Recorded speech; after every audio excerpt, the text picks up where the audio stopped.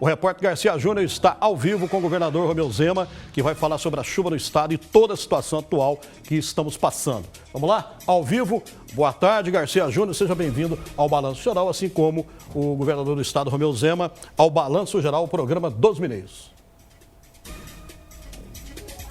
Boa tarde, Mauro. Boa tarde para todo mundo ligado no Balanço Geral. Boa tarde ao governador Romeu Zema. Muito obrigado por nos atender e atender também ao povo de Minas Gerais. Boa parte desse povo ligado agora no Balanço Geral. Zema, é o seguinte, a gente tem uns dados atualizados, o senhor tem evidentemente também, da Defesa Civil, 28.602 desalojados e desabrigados, é uma conta única, com 341 municípios em situação de emergência. É a pior chuva dos últimos 30, 40 anos no nosso estado, e aí é 30 ou 40, porque depende da região. Como é que o senhor está vendo tudo isso? Mais uma vez, boa tarde, bem-vindo ao programa. Boa tarde, Garcia, boa tarde, Mauro, boa tarde a quem está aqui nos acompanhando. Realmente, Garcia, é uma quantidade de chuvas desproporcional. Eu estive acompanhando os trabalhos no Vale do Mucuri, no Vale do Jequitinhonha, no norte de Minas. Estive em muitas cidades vendo o trabalho da Defesa Civil do Estado, da Defesa Civil do município e conversando com as pessoas. O que eu escutei, inclusive com pessoas idosas, foi desde a década de 70, desde o início dos anos 80, não se via uma quantidade de chuva tão intensas como essas agora. E a nossa secretária de Meio Ambiente, a Marília, que é hidróloga, já disse que nós vamos ter de rever a tabela que historicamente menciona as chuvas, porque com a mudança climática nós tivemos um aumento. Nós estamos assistindo a enchentes com muito mais recorrência do que no passado. Se no passado havia uma enchente a cada 10 anos, agora nós estamos tendo 3, 4 a cada 10 anos. Então as chuvas estão ficando mais concentradas em determinadas regiões e o ruim é que isso causa problemas. E a seca a mesma coisa, a seca também está ficando mais acentuada. Então a mudança climática está alterando todos os parâmetros que nós tínhamos e com certeza isso vai significar que obras de engenharia terão de ser revistas. Essas barragens que tiveram um vertedouro totalmente comprometido, que não foi suficiente, isso nunca tinha acontecido. Toda vez que se choveu muito, o vertedouro foi suficiente. Esse ano, não. Uma coisa de cada vez. Governador, esse povo vai precisar de ajuda. Lá na Bahia, o Rui Costa, governador, disse que a reconstrução dos municípios baianos, inclusive com dinheiro, benefício ao povo, deve ficar na ordem de R$1,5 bilhão de reais. Maquinário para consertar a estrada, ele falou que o governo baiano vai ter que investir R$40 milhões. O senhor já tem uma noção desse prejuízo que o governo de Minas Gerais tem na mão e quanto que vai ser necessário para consertar Minas Gerais? Bom, nós temos de lembrar que nós ainda temos regiões embaixo de chuva, temos cidades alagadas ainda, mas onde a água já baixou, nós já estamos fazendo levantamento junto com os municípios e em breve nós vamos ter essa informação pronta. Com certeza vai ser um número que não vai ficar muito distante daquele da Bahia. Lembrando que a Bahia sofreu antes de Minas com as chuvas, então lá nós estamos dizendo que a situação está 10, 15 dias avançada com relação a Minas Gerais. A chuva começou muito forte na Bahia, depois foi para o nordeste de Minas, Jequitinhonha e Mucuri, depois para o norte e agora aqui na região central do estado. Então são situações diferentes, mas nesse momento, Garcia, nós temos mais de 100 frentes de obras no estado para poder desobstruirmos rodovias que tiveram quedas de barreira, que tiveram alguma estrutura comprometida, para que sejam liberadas o quanto antes. Então nós já estamos gastando. E lembrando que a nossa grande prioridade é o atendimento humanitário. E isso tem sido prestado desde o primeiro dia de chuva. Eu mesmo acompanhando distribuição de cesta básica, distribuição de kit de limpeza, de kit de higiene, de colchão, para que essas pessoas que tiveram as suas casas inundadas tivesse uma dignidade mínima até poder voltar. É claro que vai precisar de uma verba do governo federal, mas Minas Gerais tem o que de recursos para começar essa reconstrução? Em termos de percentual, porcentagem, governador? Bom, é muito difícil falar em recursos nesse momento, mas tudo que é necessário para atender essa ajuda humanitária, nós estamos disponibilizando. Se for necessário 10 milhões, nós vamos arrumar, ou 50 ou 500, para essa ajuda humanitária. Porque não podemos deixar ninguém sem colchão, não podemos deixar ninguém sem alimento, nesse momento tão difícil. E a ajuda para poder reconstruir, como eu disse, depende de tempo para poder fazer um levantamento. Nesse momento é impossível. Nós temos ponte submersa, como que eu vou saber se precisa de 100 mil ou de 2 milhões para consertar essa ponte? Mauro Romeu Zema, na sua escuta. Governador, muito obrigado mais uma vez por estar conosco no Balanço Geral. Governador, a gente está acompanhando aqui, direto e reto, porque a Record é a que faz mais cobertura referente a tudo que acontece em Minas Gerais. É coincidência que a maioria das cidades que tem mineração estão sofrendo mais com a ação das chuvas? Por quê? O senhor vê isso? Como é que o senhor vê essa situação? É uma coincidência ou não? Porque a gente está mostrando aqui que essas cidades que vivem ao redor de mineração, elas estão sofrendo mais. Elas estão sendo mais penalizadas. E outra, se for comprovado isso, o Estado vai cobrar dessas empresas para que façam os reparos necessários? Boa tarde, Mauro, mais uma vez. Bom, Mauro, eu queria frisar o seguinte: as mineradoras têm uma concentração muito grande aqui no quadrilátero ferrífero. E as chuvas estão coincidindo de serem também fortes aqui nessa área central do estado. Mas eu estive acompanhando os trabalhos em diversas cidades que foram inundadas, que sofreram e estão sofrendo e que não têm quase nenhuma atividade mineradora. Posso te dizer aqui nesse momento, Juiz de Fora, que tem parte da cidade inundada, a cidade de Governador Valadares, a mesma coisa, boa parte da ilha lá hoje está inundada. Estive em Salinas, estive em Porteirinha e várias outras cidades que não têm atividade de mineração. Então, me parece que coincidiu de chover muito aqui na área central do estado, que tem mineradoras. Mas o importante, Mauro, que eu quero frisar aqui é o seguinte: nós temos acompanhado todas as estruturas das mineradoras para que a segurança seja sempre a prioridade número 1. Tivemos esse incidente na 040 Cavalo Aurec, que foi o transbordamento de um dique.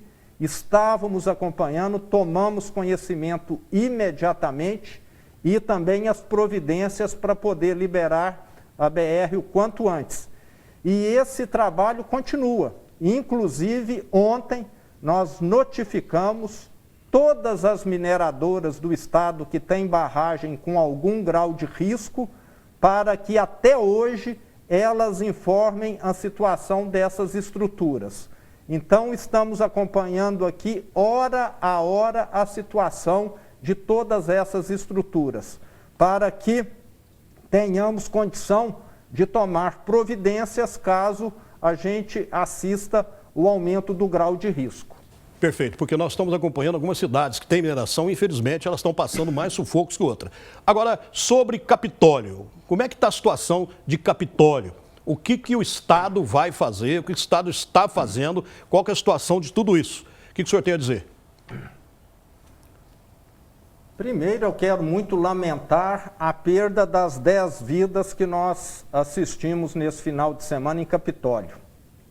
Infelizmente, tivemos uma situação lá que, durante o meu acompanhamento ao resgate, estive lá na segunda-feira acompanhando a identificação dos corpos, me foi dito que nunca no passado aconteceu.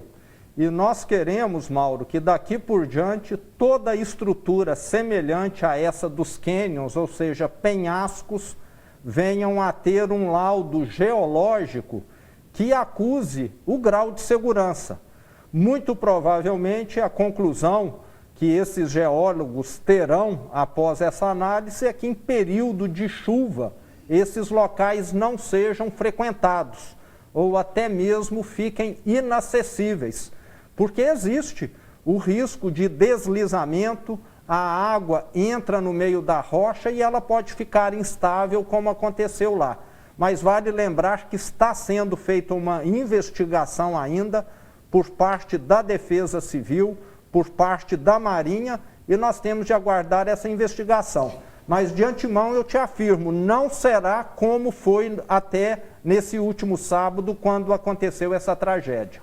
Governador, referente aí, essas cidades estão passando muitas necessidades, a gente sabe, muita gente precisando de alimentos, muita gente precisando de mantimentos. O que o Estado está fazendo referente a isso? Porque agora mesmo nós passamos aqui várias cidades que estão realmente assim, não tem nada, tem prefeituras que não têm condições nenhuma de dar alguma coisa às pessoas, porque também não tem tanto recurso nessas cidades pequenas. O que o Estado está fazendo? Bom, Mauro, eu quero primeiro tranquilizar todos. Todo prefeito pode solicitar ao Estado ajuda humanitária que nós vamos atender prontamente. Estou falando de cesta básica, de material de limpeza, de material de higiene, de colchões. Nós temos isso aqui para fornecer a qualquer município que precise, porque, como eu disse, essas pessoas precisam de ter dignidade.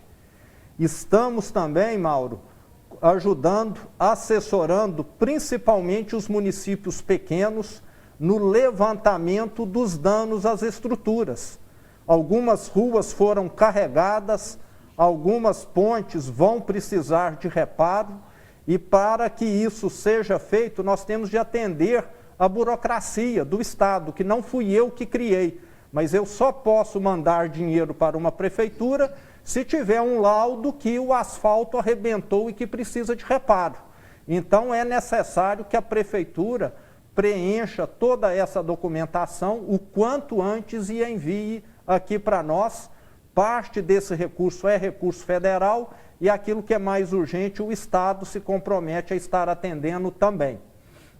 Nós vamos colocar agora uma imagem aqui sobre aí a Valorec que transbordou aquele dique deles. Nós vamos colocar aqui ao vivo. O senhor não está tendo retorno aí, mas enquanto o senhor vai falando aí, a gente vai colocar. Mas eu conheço a imagem, viu? O senhor já conhece, né? Eu conheço ela. Tá. O ano passado, 2021, houve autorização para que ela ampliasse. Agora, essa ampliação pode ter sido o problema de toda essa água, toda essa lama ter passado por cima desse dique? Ô Mauro, nós temos de salientar aqui o seguinte: todo mês o Conselho Estadual de Política Ambiental avalia, aprova ou desaprova diversos processos ambientais. Nós tivemos em todo esse período, não só na minha gestão, como em gestão anteriores, diversos projetos aprovados e reprovados. E esse Conselho Estadual de Política Ambiental tem representantes de todos os setores, inclusive dos setores pró-meio ambiente, que eu respeito muito, e tudo foi avaliado. Então, o que aconteceu ali realmente não estava previsto. Nós tivemos o caso da barragem em Pará de Minas, da Santanense, que é uma barragem com mais de 60 anos, que pela primeira vez na história transbordou. Então, o que nós estamos falando é que tanto estruturas de 60 anos que nunca tinham enfrentado problemas, como uma estrutura mais recente, enfrentaram problemas devido a esse volume de chuva que nunca ocorreu nas devidas regiões num intervalo tão curto de tempo. Mas a empresa foi multada e essa multa será aplicada em melhorias da infraestrutura que foi destruída. Então, quero deixar claro, ninguém está impune. 288 milhões de multa já foi aplicada à empresa que causou a interrupção da 040. Governador, 288 milhões de multa, mas é o teu negócio, é recurso, que existe os recursos todos, mas não sabe quando que isso chegaria aos cofres públicos para poder refazer tudo que foi perdido ali nessa situação. Bom, o que o senhor diz sobre isso? Bom, em primeiro lugar, eu quero deixar muito claro que a recomposição da área é de responsabilidade da empresa, Mauro. Ela é que teve de conduzir a limpeza da BR, ela é que está arcando com a transferência das pessoas, dos animais daquela região e ainda vai ter de fazer toda a limpeza daquela área que foi suja. Nós aplicamos essa multa como uma penalidade. Isso não deixa a empresa sem ter de fazer a limpeza e a recuperação da área. Governador, o que o senhor espera para esses dias que estão vindo por aí? A meteorologia está falando que vai ter mais água, até uma semana aí pode acontecer. Como é que vocês estão se preparando aí? Mauro, eu gosto muito de me preparar para o pior. Então eu tenho solicitado aqui a minha equipe que acompanhe, que continue monitorando todos os reservatórios, as barragens do estado, para que qualquer situação de anormalidade seja prontamente comunicada, que os técnicos se desloquem até essas estruturas, como tem acontecido, para poder fazer uma averiguação mais detalhada ainda. Porque a última coisa que nós queremos é que as pessoas sejam colocadas em risco. Então, esperamos que vamos conseguir passar esse período crítico. E sabemos que nos próximos dias teremos mais chuvas, talvez não tão intensas como a da última semana, mas vamos continuar assistindo. E eu quero aproveitar aqui, Mauro, e fazer um apelo, que as pessoas evitem viajar, que as pessoas tentem ficar mais quietas nesse momento, porque o risco de novos deslizamentos, o risco de estradas interrompidas é muito alto. O solo está encharcado e qualquer chuva que vier a cair pode provocar esse tipo de dano e a interrupção nas vias, inclusive soterrando o carro, como aconteceu, nós assistimos nesse último final de semana, infelizmente, custando 5 vidas em Brumadinho. Exatamente, da mesma família. Governador, uma última pergunta. Pessoal do agronegócio, pessoal da zona rural, pessoal que está plantando aí, está sofrendo também. E a gente fica preocupado porque se essas chuvas continuarem demais, o que acontece? A gente teme uma falta de abastecimento. O que está sendo feito para o agronegócio, para o pessoal aí da zona rural, trabalhador rural que está aí lutando no dia a dia para poder plantar, colher e revender seus produtos? Bom, Mauro, nós não temos condição de evitarmos chuvas, porque isso está na mão de São Pedro. Esse a gente não tem o mínimo controle. Mas estamos aqui tentando viabilizar o reestabelecimento das rodovias, porque muitos desses produtores acabaram em algum momento ficando ilhados ou ficando sem acesso devido a danos causados às rodovias, muitas vezes municipais, estradas vicinais, e a nossa Emater tem dado todo o apoio para que os mesmos consigam, mesmo nessa situação tão adversa, ter os seus produtos, a sua produção menos afetada possível. E sabemos, infelizmente, que a falta de alguns produtos começa a acarretar carestia, mas também estamos aí prontos para trazermos aquilo que faltar de outras localidades do Brasil, para que o mineiro não venha a sentir aqui essa carestia e essa falta de produtos. E lembro ainda que em outras partes do Brasil, Mauro, nós estamos assistindo uma situação que é o oposto daqui. Mato Grosso do Sul com seca, perdendo-se lavoura porque não há chuva suficiente. Então, realmente é uma situação preocupante, Dois extremos. porque isso tudo vai fazer a produção cair com consequência sobre o preço. Governador, muito obrigado aí pela sua entrevista, a gente agradece aí mais uma vez, viu? E qualquer coisa a gente volta a falar com o senhor aí para o senhor informar aí o que está acontecendo, tá ok? Obrigado. Boa tarde, Mauro. Tudo de bom. Grande abraço. Para você também, um abraço. Obrigado, Garcia. Qualquer coisa chama que a gente volta.